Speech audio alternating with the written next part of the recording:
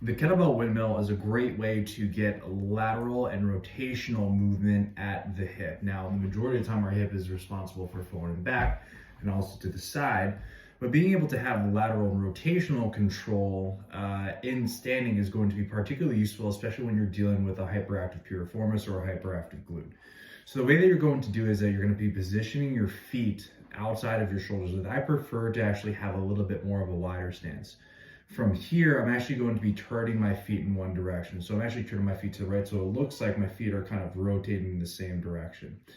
From here, as a result, the angle of my hip is not going to be straight forward, it's not going to be to the side, it's going to be more an oblique position. So I want you to imagine that there's a car door more so between your back pocket and your front pocket, so not directly out to the side. So from here, what you're going to do is you're going to take your hip, you're going to push it to the side and back at a 45-degree angle, and you're going to slide your hip down.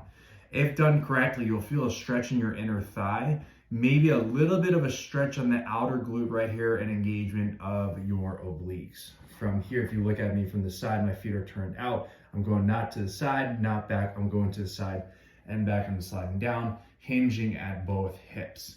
To make it a little bit more challenging, you can take the leading hand and put it on the inside of your thigh, slide it down, and the goal is to try to get as low as you can, maybe just about horizontal, keeping your hand in line with your leg. If your arm goes out here, you start to lose a lot of that leverage.